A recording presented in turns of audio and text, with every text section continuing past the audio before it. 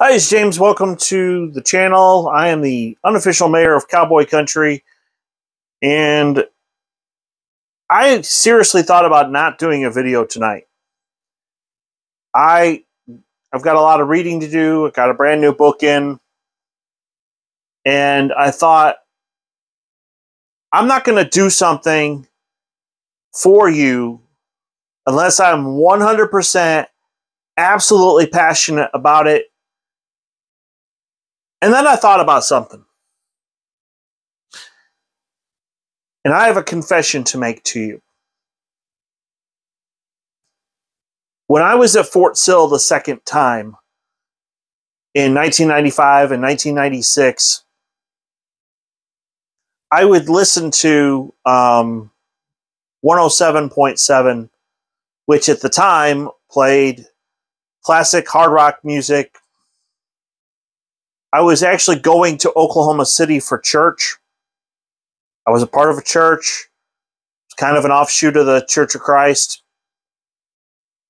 And that church had a campus ministry at OU. And I thought, and I made a decision to not go back to upstate New York. I was going to stay in Oklahoma. I thought, well, I'm here in Oklahoma. I should be a Sooner fan. And I actually wore crimson and cream for like a year or two. There's a reason why I'm not an OU fan. There's a reason why I was going to go to OU for college.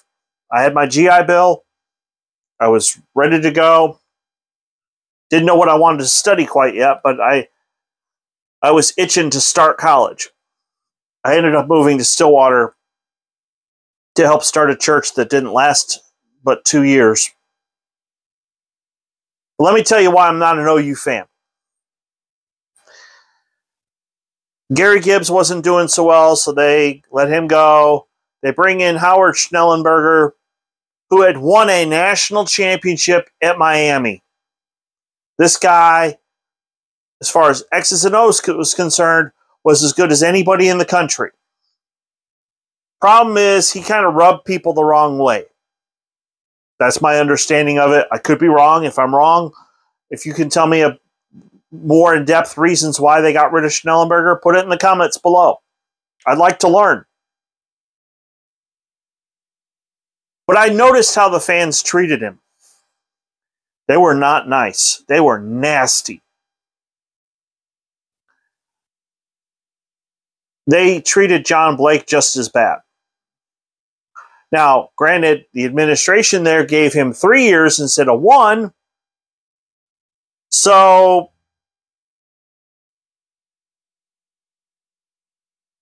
why all the hate towards these coaches? You know, they expected OU to win the conference or to at least compete with Nebraska in the Big 8, which later became the Big 12. They had very high expectations. And because they had high expectations, they became very nasty. I did not want to be a part of a fan base that was going to completely disrespect their head football coach.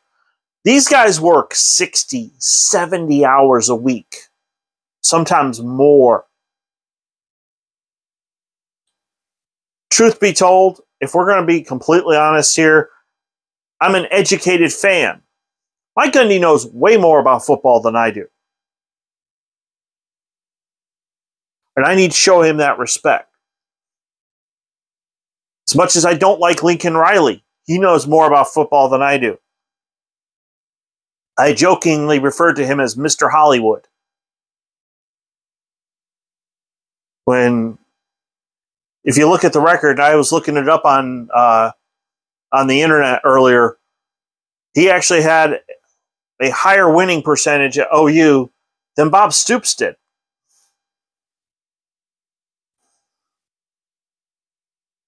But here's the thing. Regardless of how your team does, You should show your coach respect. Even like when Nebraska got rid of Scott Frost. You know, it should be one of those situations where like, hey, this isn't working. We need to try something else. You know, the whole, when fans get on and they're like, oh, you suck. You're terrible. You're horrible. And what I've found, and I'm glad I wear orange and black now. I have since 1997. And I graduated in 2004. Of course, I didn't start until 1998. I spent several years going to school part-time, so that's why it took me longer to graduate. But the vast majority of the people that support this logo, that support Oklahoma State, are Class X. What I am making this video for is to talk about the fact that we as Oklahoma State fans, we as members of Cowboy Country, we need to stay classy. Whether we go 10-2 this year or 2-10. I happen to think that Oklahoma State's going to be in the Big 12 title game. I'm very confident that over the next couple months that Ollie Gordon is going to show that he is an amazing athlete and should be on the field. I have no doubt in my mind that we have solid wide receivers, especially John Paul Richardson, who is, as far as reliable, dependable, that's him. You target him, he's going to catch the ball. So, here's the thing. When OU and Texas leave, whether it's next year or the year after, in reality, I would say the three best teams in the Big 12, not named OU and Texas. Let's just pretend they're gone. Are Oklahoma State, Baylor, and Kansas State right now, as far as programs. Trust me, that game in Manhattan coming up for Oklahoma State later this year is not going to be easy. But we cannot be the type of fans that if for some reason, and I could be wrong, what if I'm wrong and Oklahoma State doesn't make the Big 12 championship game this year?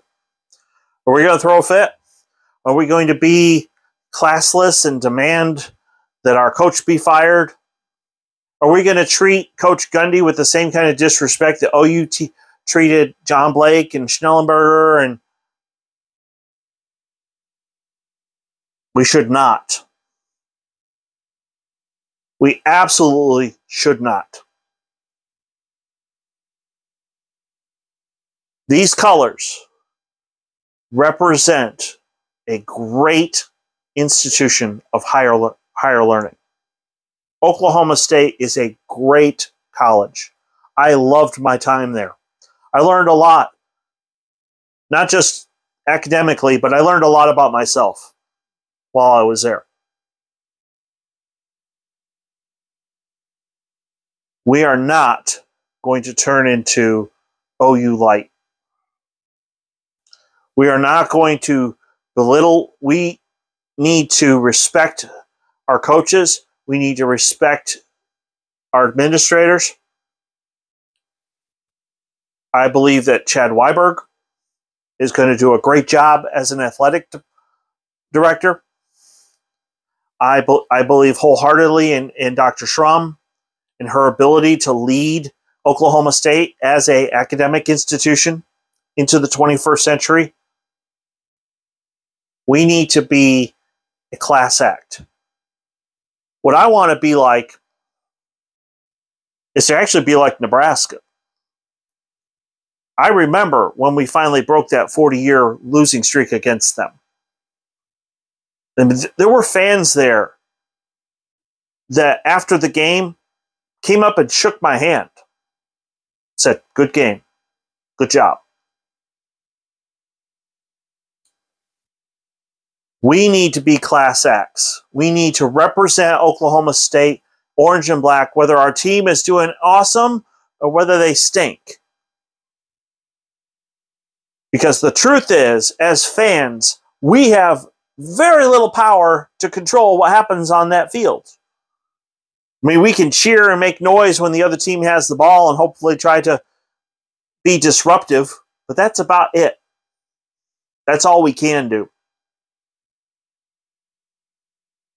I believe that when you are a graduate of Oklahoma State, you are an ambassador of the school.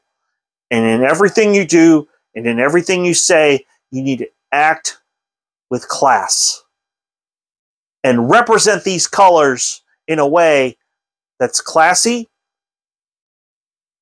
and we show respect to other people. If you want respect, you have to give respect. So I'm proud of these colors. Going all the way back to, you could call, I don't even want to say the glory days of Barry Sanders, because the 80s were great, but guess what? The 2000s were great too. And the 2010s are great too. This decade here in the 2020s is going to be even greater. I believe that. So I'm hoping that Oklahoma State can get a nice big lead at the beginning of this game on Saturday, so that way the backup quarterbacks can get some snaps. Our other backups can get some snaps as well. We can see what the future is going to look like. The words of the alma mater ring true. Proud and immortal, bright shines your name. Oklahoma State, we herald your fame. Ever you will find us loyal and true to our alma mater, OSU. Anyway, thank you for watching so much. If you're new to the channel, please hit like and subscribe. I promise on Friday I will do a breakdown of all the games that are happening over the weekend. I'll give you my predictions. In fact, I'm just going to say this right now. Thursday, there will be no video. I've got a lot of homework to do. I am a full-time chaplain and PhD student. So, but I want you to know from the bottom of my heart, I love you guys. I love everybody who's a part of Cowboy Country. If you wear orange and black, whether you got your degree or not, you're a part of Cowboy Country, and we love you. So I hope you have a great day.